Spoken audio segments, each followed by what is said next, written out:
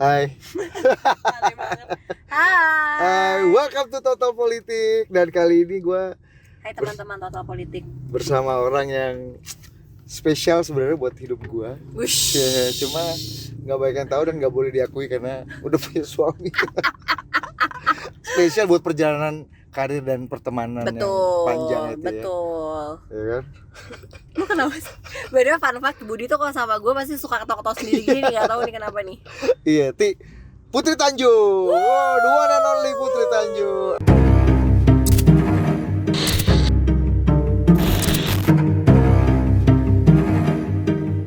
Putri Tanjung akhirnya senang banget bisa nongol sebentar di layar Total Politik. Apa? Banyak nih, gue langsung straight to the point Iya. aja ya.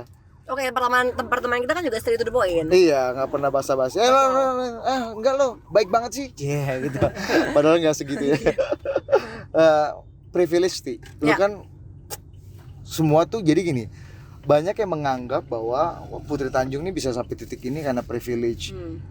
Lu tuh karena anak CT aja. Dan memulai bisnis segala macam rugi. Ya jelang aja, terang aja lo anaknya CT. Nggak mungkin lu rugi. Nah lu Tanggapan? soal itu tuh gimana nih? Masih ada aja kan? Lu emang bener kok, maksudnya emang bener. Dan arti memang kan gue emang gue tidak pernah mengtidakkan itu, ngerti gak sih maksud gue?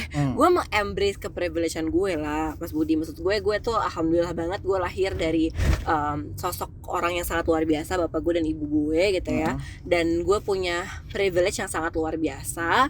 Tapi memang ibu bapak gue nih luar biasa nih, Mas Budi. Dia mendidik gue, ibu bapak gue tuh mendidik gue sangat luar biasa, yang dimana gue dibiasakan untuk menggunakan privilege gue sebaik-baik mungkin. Jadi kalau misalkan orang bilang, lu pasti sukses karena bapak lo, ya emang iyalah, maksudnya pastilah Mas Budi gitu.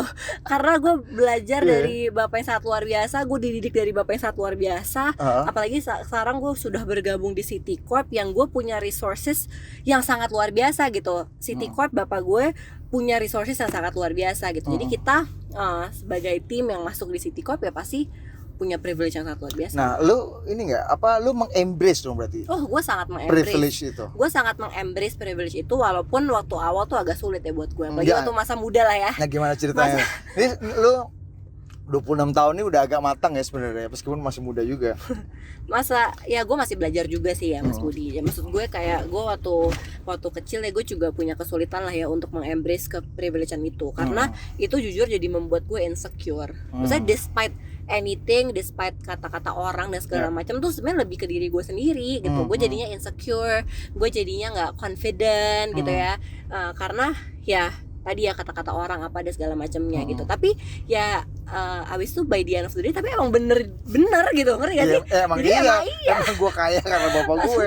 Emang alhamdulillah gue punya bapak yang sangat luar biasa, didikannya sangat luar biasa, walaupun didikannya keras gitu, dan pressure-nya sangat luar biasa gitu. Gue dituntut dan harus bertanggung jawab dari kecil, dari usia yang masih muda gitu ya. Gue harus bisa membantu bapak gue di perusahaan City Corp yang sudah dibangun dari nol gitu kan sama bapak dan keluarga besar City Corp ya. Jadi gue harus benar-benar memanfaatkan itu dengan sangat baik. Tapi yang gue bersyukurnya adalah bapak gue tuh waktu kecil memang membolehkan gue dan teman-teman gue untuk bereksperimen lah, bikin bisnis sendiri. Jadi tahu rasanya nyari uang itu susah gitu ya. Walaupun pasti ya semua orang ceritanya ya beda-beda gitu, dalam arti ya quote unquote susahnya pasti ya beda-beda gitu. Cuma gue bersyukur banget gue pernah mengalami proses dimana gue bener-bener dibiarin sama bapak gue untuk kayak pernah dan itu kan yang bapak gue selalu ngomong. Bapak gue tuh bilang, Putri, bapak nggak mau ya kamu jadi nggak bangga sama diri kamu sendiri. Jadi kamu harus melakukan apapun yang kamu harus lakukan untuk bisa percaya diri dan untuk tahu kemampuan kamu tuh apa. Jadi dari kecil tuh gue mencari, dibantu pastinya ya, diarahin sama bapak sama ibu. Nah dari situlah sebenarnya tumbuhlah entrepreneurship mindset gue dari dorongan dan didikan ibu bapak gue. gitu. Kayak misalkan contoh dikasih uang jajannya nggak sebesar uang jajan teman-teman gue. Jangan-jangan lebih banyak gue lagi uang jajannya. Nah tapi kenapa? Karena di belakang ketawa ngapain? Karena gue diminta untuk yaudah lu coba deh jualan apa kek, walaupun jualannya ke ibu bapak gue lagi biar uang jajannya sama teman-teman gue gitu-gitu. Jadi menarik, diajarin kayak entrepreneurship mindset dari kecil. Nah, intinya sebenarnya Mas, ngomongin soal privilege ini memang selalu jadi isu yang menarik untuk dibahas. Karena menurut gue, tapi gue fully 100% embrace privilege yang gue punya. Tapi gue juga menghargai effort gue juga dan tim gue juga gitu. Karena ya prosesnya juga panjang ya Mas, sampai di titik gue bisa damai sama diri gue sendiri, bisa damai sama lingkungan gue, terus juga yang pasti ya bertanggung jawab gitu. Karena mungkin alhamdulillahnya ibu bapak gue ini agak beda ya. Gimana? Ibu bapak gue ini nggak banyak juga yang kenal dan tahu banget gimana pendidikan ibu bapak gue, dan lo juga tahu lah ya, gitu. ibu bapak gue tuh memang sangat keras dan sangat disiplin dari kecil. Jadi memang dari kecil tuh udah bener-bener diminta untuk bisa tahu namanya tanggung jawab dari sangat kecil. Dan bapak tuh selalu cerita soal betapa susahnya beliau dulu. Jadi kayak ya kan dulu bapak nggak punya kamar mandi, harus membiayai kuliahnya dia sendiri dan teman-temannya dan adik-adiknya. Enak juga ke teman-temannya ya. Iya. Siapa tahu ya. Adik-adiknya gitu. Jadi kayak gue merasa kepala rumah tangga, sebenarnya secara faktual dia kepala rumah tangga gitu. Jadi kayak perjuangannya tuh yang sangat luar biasa, dan gue selalu diingatkan itu sama bapak gue. Jadi kayak bapak gue juga walaupun apa yang gue lalui nggak ada sekecil apapun yang bapak gue lalui, tapi bapak gue tuh pingin at least gue mencoba sendiri tanpa didukung sama bapak gue secara financial. Walaupun pasti mungkin ya orang-orang mungkin melihat gue sebagai anaknya siapa apa segala macam, tapi gue merasa ya udahlah kalau misalkan itu ya gue accept dan memang iya dan nggak apa-apa juga gitu. Nah ini kan banyak yang ngomong gini, ya Putri nih kalau rugi juga pasti ditambal sama bapaknya. Jadi lu sebenarnya ya bisnis lu artificial aja gitu. Ya lu ya kalau rugi ya lu pasti nanti di backup. Lu rugi pasti lu di backup sama orang tua. What do you think? Kalau itu sih memang faktanya memang enggak ya. Masalah tuh justru gue yang minta. Justru gue tuh mungkin teman-teman enggak tahu ya. Enggak tahu pasti orang-orang enggak tahu. Justru gue yang minta ke bapak gue untuk membantu untuk membantu meminjamkan atau menambal. Tapi bapak gue enggak mau karena dan bapak gue ngomong di Creative Partner ada videonya juga kayak emang saya enggak mau ngasih Putri karena saya tuh pengusaha. Jadi kalau Putri rugi, saya nggak mau ikutan rugi, masa saya ikutan rugi gitu. Meskipun tuh anak gue gitu. Jadi gue pernah rugi banget dan bapak lu nggak mau nalang nggak? Enggak, dan gue nangis banget Mas. Gue merasa kayak aduh apa ini nggak sayang atau gimana sih gitu. Kok gue nggak dipinjemin, nggak dibantuin gitu. Tapi gue sekarang ngerti mungkin itu bagian dari proses pembelajaran gue gitu. Menarik. Nah tapi kan gini oke lah, lu udah embrace nih, lu udah terima ya privilege lu. Tapi kan ya lu juga pernah bilang privilege itu adalah keuntungan sekaligus tanggung jawab juga. Betul. Nah, gimana lo melihat privilege? Kan orang yang anggap privilege itu ya keuntungan. Lo bisa dapat karpet merah, lo bisa dapat modal dengan cepat, even lo bisa dapat akses ke kesuksesan gitu, lebih cepat dibanding orang-orang. Tapi itu lo juga pernah bilang, Mas, lo pikir tanggung jawabnya nggak gede privilege? Gue merasa the more privilege you have, the more tanggung jawab yang lo punya sih, responsibility yang lo harus pegang gitu. Mungkin itu nggak semua orang yang privilege agree sama gue, tapi gue diajarin dari kecil tuh kayak gitu Mas. Jadi lo memang dilahirkan spesial, sangat privilege. Jadi lo harus benar-benar memegang privilege itu dengan tanggung jawab. Tanggung jawabnya apa? Tanggung jawabnya adalah lo nggak boleh malas-males.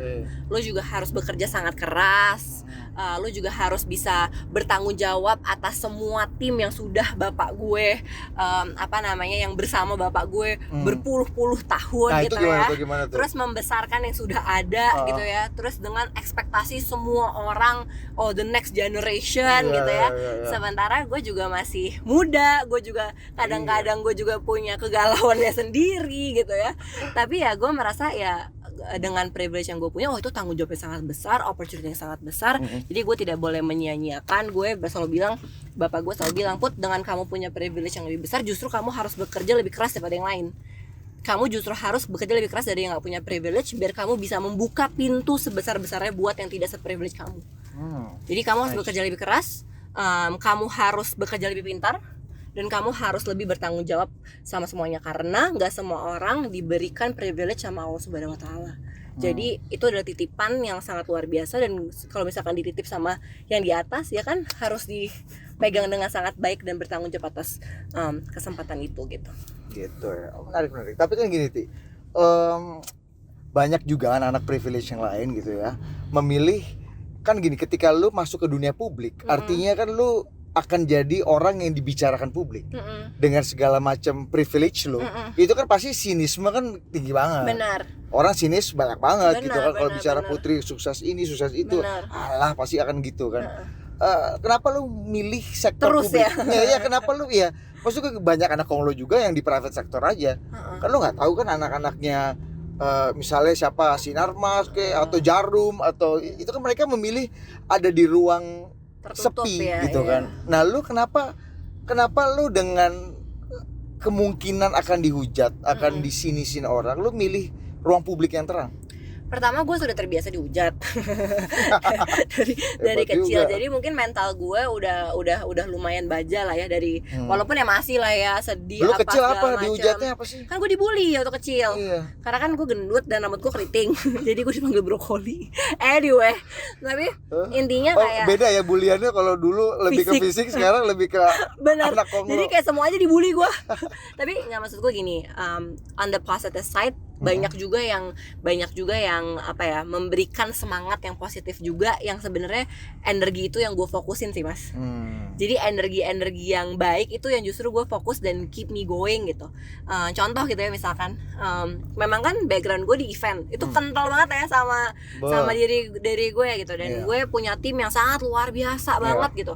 Dan kita waktu itu bikin creative partner, kita keluar kota untuk memberikan insight lah ya soal creative entrepreneurship bareng lo juga. Jadi lo bukti nyata lah ya melihat perjalanan kita bareng-bareng terus nih ke kota-kota gitu. Gue privilege lah dalam hal ini ya. Iya, lo privilege. Bisa dekat sama lo.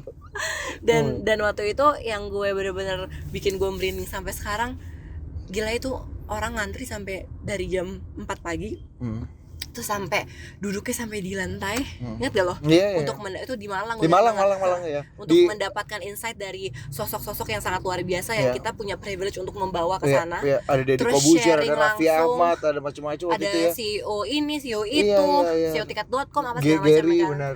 Jadi kayak dari situ gue merasa kayak wah, apa namanya, ini nih yang gue pingin, energinya pingin gue rasain terus gitu. Karena gue tuh senang banget mas kalau dengar kayak teman-teman yang baru start usaha apa, karena kan gue memang dari dulu tuh passionnya pingin banget jadi creative entrepreneur. Gue tuh to be honest, gue tuh pingin banget punya usaha sendiri. Jadi gue tuh lumayan berterima kasih sama bapak gue, karena at least gue punya sedikit lah ngerasain gimana punya perusahaan, walaupun perusahaannya masih kecil lah ya, masih sama bareng teman-teman gitu. Tapi gue bersyukur banget gitu. Jadi gue tuh dari dulu emang pingin banget, tapi karena privilege gue dan karena tanggung jawab yang sangat luar biasa, gue nggak bisa.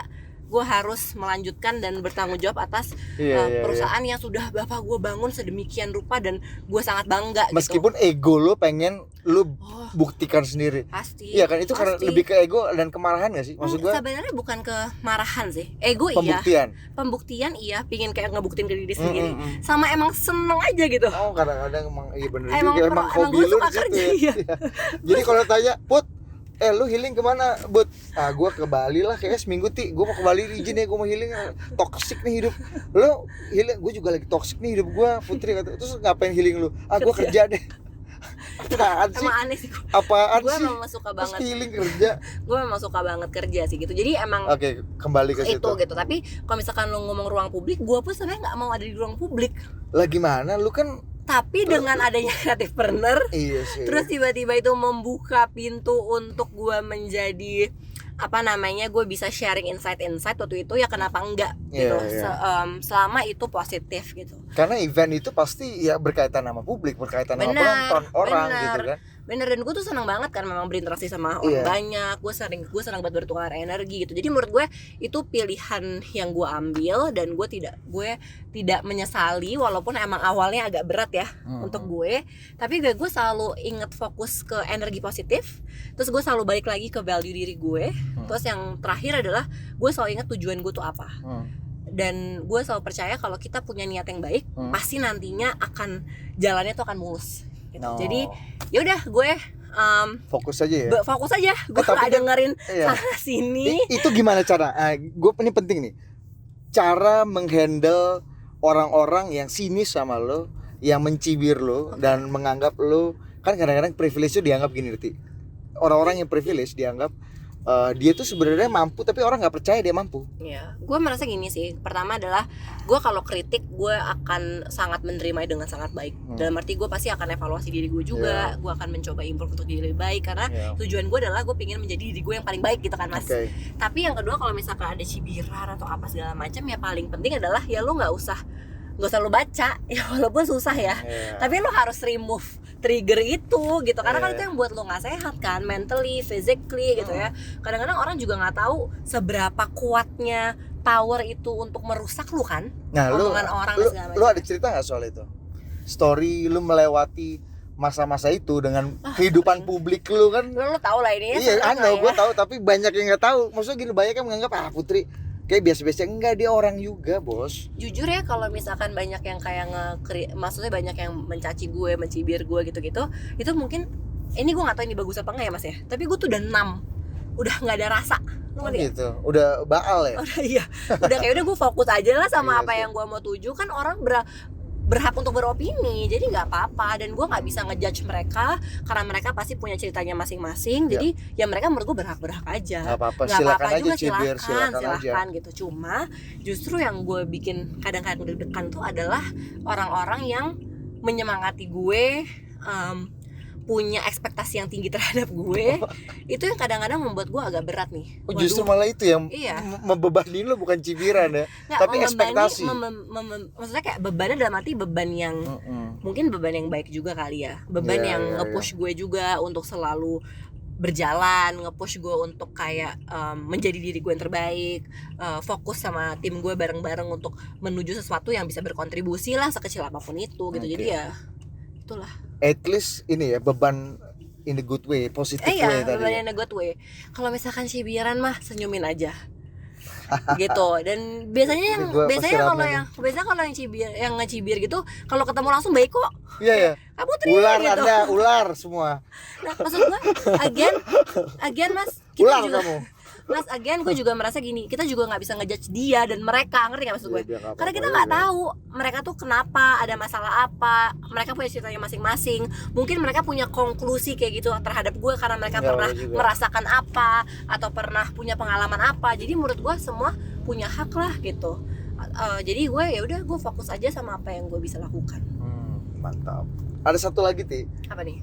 Iya kan tadi ini bagus banget sih. Gue jadi ngerti juga gimana lu menghandle cibiran. Gue kalau jadi lu mungkin gue udah live dari sosial media ya kan. Gue jadi ini aja lah pesantren aja lah gue. Ngaji aja tiap hari. Tapi gini yang salah satu juga yang banyak dikritik orang gitu ya. Bukan dicibir orang lah, bukan dikritik ya. Kalau kritik kan oke, cibir. Alah Putri, lu kenapa sih semangat banget ngasih seminar atau ngasih perspektif pengetahuan soal entrepreneurship? Walaupun gue mungkin nggak punya, maksudnya walaupun ya gue orang meragukan, meragukan itu yang tadi kita bahas.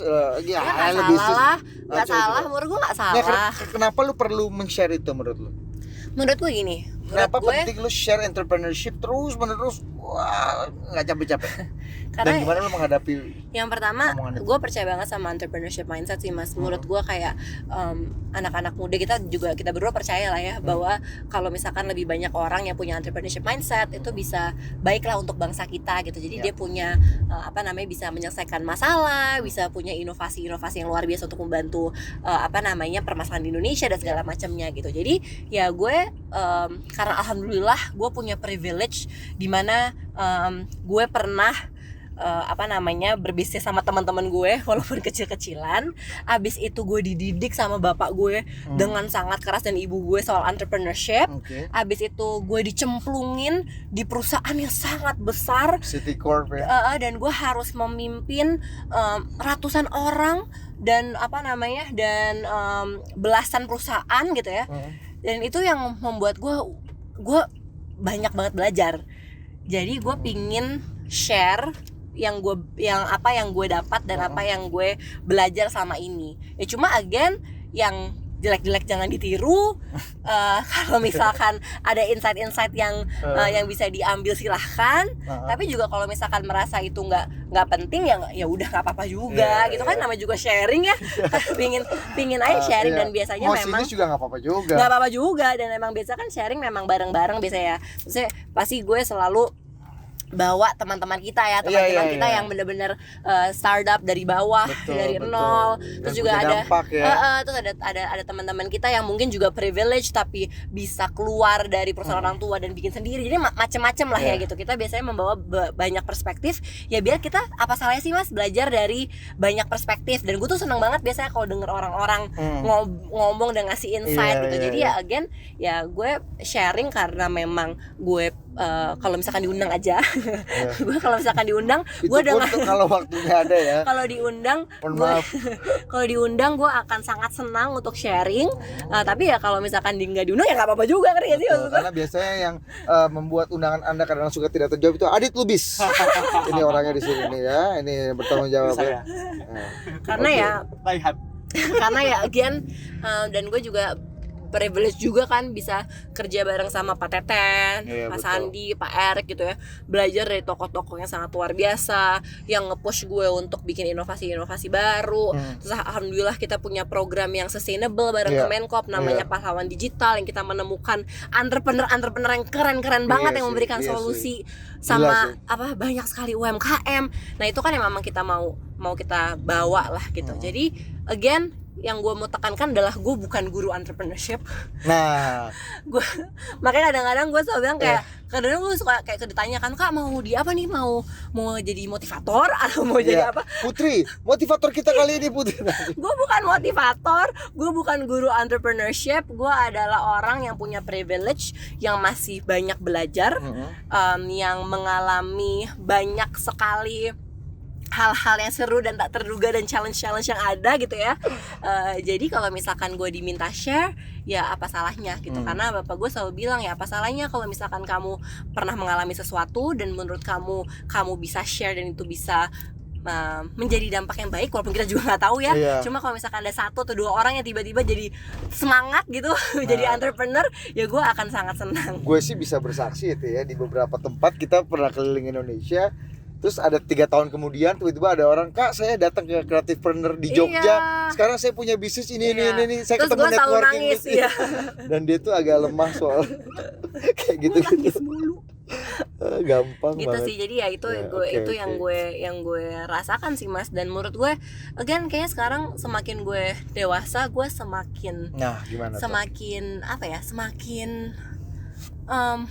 menerima dan mengembrace ke privilege yang gue punya sangat gitu ya. Udah nggak terlalu deny lagi. Mungkin bangga gitu ya. Karena dulu gue memang di umur belasan tahun gue ada fase di mana gue pingin banget membuktikan diri, karena gue masih dengerin banyak orang, cibiran orang. Jadi gue tuh sebenarnya bukan mau membuktikan ke orang lain ya, tapi gue tuh mau membuktikan ke diri gue, karena gue sendiri pun nggak percaya sama kemampuan diri gue sendiri, lo ngerti gak? Padahal bapak lu juga nggak minta lu buktiin apa-apa juga kan. Tapi akhirnya gue merasa oh ya udah sekarang gue lebih berdamai, tapi gue bersyukur gue melewati proses itu, karena akhirnya itu yang membuat gue jadi bisa berpikir seperti sekarang, melewati apa yang gue lewati sekarang, dan gue semakin bisa embrace dan lebih peaceful kali ya, bisa memilih yang mana yang harus gue dengarkan, mana yang gue nggak dengarkan. Walaupun of course masih susah kadang-kadang, masih sakit. Cuma gue selalu berpegang teguh dengan pemikiran yang teman-teman gue selalu kasih tau gue adalah, Put, lo nggak bisa kontrol apa yang lo nggak bisa kontrol. Jadi kayak stop musingin dan stres sama hal-hal yang lo nggak bisa kontrol, itu udah di luar kehendak lo. Being stoic aja ya. Jadi lo do your best, be the best version of yourself. Terus the rest itu udah silakan sama Allah Subhanahu Wa Taala aja. Gitu. Menarik. Oke. Belum. Terakhir banget. Lama kan ya. Banyak juga manusia-manusia. Apa kamu Adit? Ada rednya nih.